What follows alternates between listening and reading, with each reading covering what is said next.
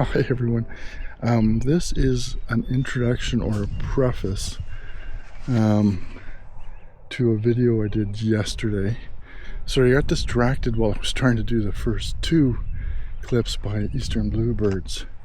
Some of you may know what the video is going to be about based on the thumbnail for the video, and for others I'm not going to ruin it here. I just want to let you know that it was a very exciting, very hectic day. I had come here to the airfield in the morning initially with Joanne. We walked the perimeter of the airfield, typical. There was, not much, but I did hear a Wilson's warbler. Wilson's would be a lifer. As much as I don't have a bird life list, I have a regional bird life list, so it would be something. And I think I mentioned it on the video yesterday. But so I decided I'd come back a little later. It was probably about 9 o'clock.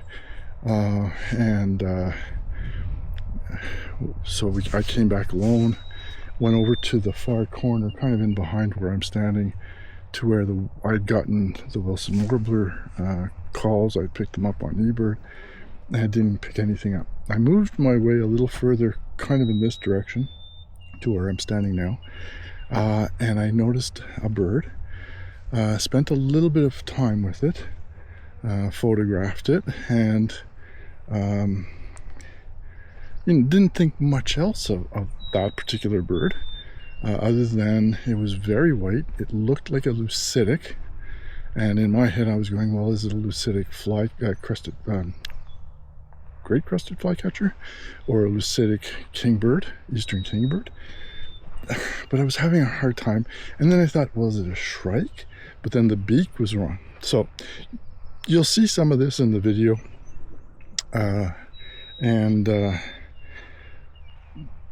that's kind of where I left it. So this is going to be the introduction, and once the video is over, I'll come back on and I'll give you a wrap up of what happened and what exactly it is that we're watching. Okay, anyway, I hope you enjoy this, and we'll talk to you again in a few minutes.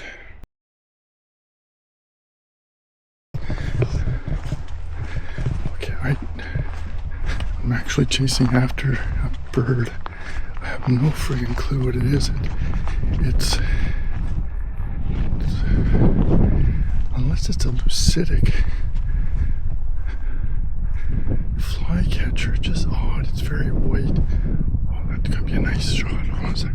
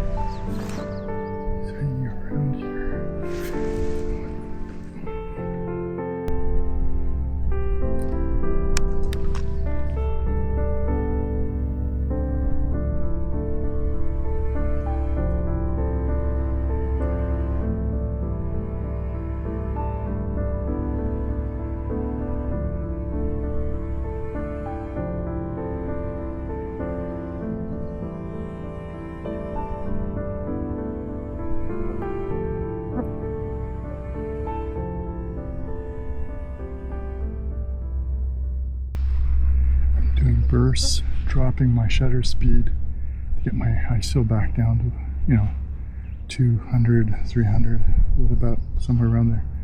It's being really good. It's sitting on a branch right in front of me, clear, and in behind it might be a maple tree or that has it's opening up, and it's got a yellowy gold tinge to it. So even though this is an f9 at 600, I'm getting good background blur, background separation.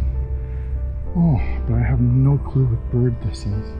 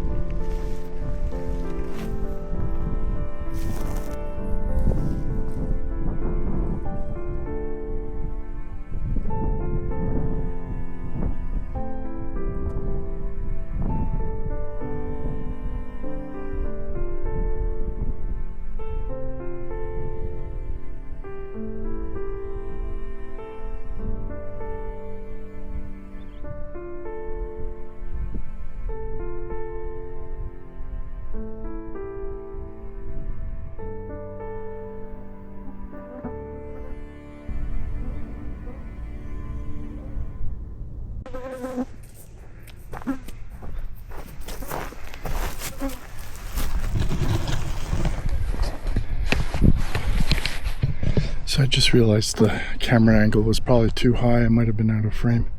I have no clue what that was. Let me just, oh my.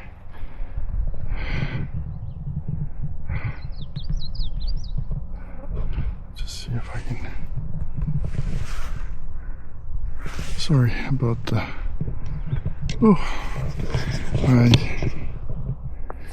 I lost the screen on the back. There we go. So, I don't know if you can see that. He or she is just over there. I don't know if it's worth doing a little bit of chasing because is that a regular bird that I'm just no, even if it's a regular bird, okay. To me that white means it's a leucitic. Again, unless it's something else that's white, and I'm just not figuring it out in my head right now. So if it's a leucitic olive-sided flycatcher, just as a hypothetical, it doesn't matter if I've been seeing them for the last 5 years and gotten my fill of images. I mean, leucitic birds. Here's the better example. I saw a leucitic, and I'm kicking myself thinking about it. A leucitic black-capped chickadee 2 winters ago, and stupidly, I didn't say, yeah, I have a target that I was trying to get. Ignore that and do the leucitic, which in hindsight was just dumb. But because leucitic birds are like that solid white or near solid white, but that is a shrike. It can't be a shrike. It didn't have the curved beak. Oh, this is going to drive me crazy. Anyway, I might go chase after it a little bit, just because this is too cool, and it's going to make better video. Oh. So I didn't get anything on the Wilson warbler, and right now it doesn't make me upset at all. I might actually take the netting off though, although the netting might be keeping. See, the other advantage is animals won't see a face. They see a human, but they might not see the face with the netting. So okay, let's go after that bird and get some more shots.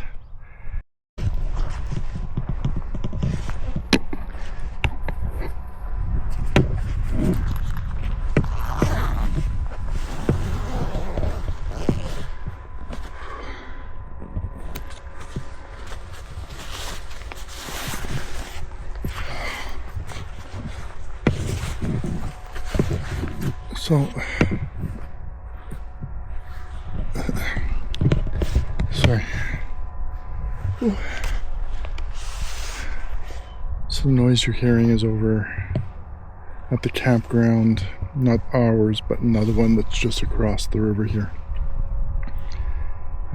Might be there emptying out the septics or something. So that was funny. I came back from, like, I was over in the back end here, following that bird that I'm still not 100% sure what it is. I'm more or less certain it's a leucitic.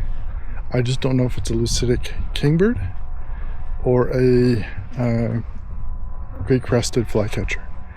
It's big. It's not a small bird, so it's not going to be too hard to tell from the body size, but the fact it's not the typical coloring that you can look on eBird and just go, oh, well, that's what, it's this or that, is the problem.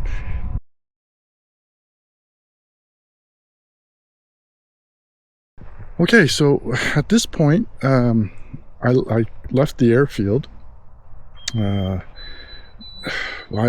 stopped. I got some pictures of the fox, and I walked back to the trailer.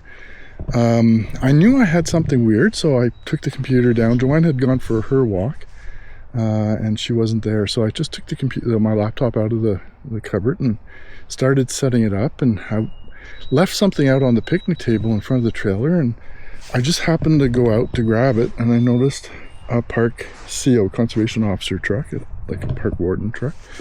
I noticed one driving by. So, and they're often very knowledgeable on species and what's going on. So I just said to her, she stopped, and I said to her, I said, "Are you a bird person?" You know, and she goes, "No, but why?" And so I said, "Well, I found this weird bird, and I'm not sure."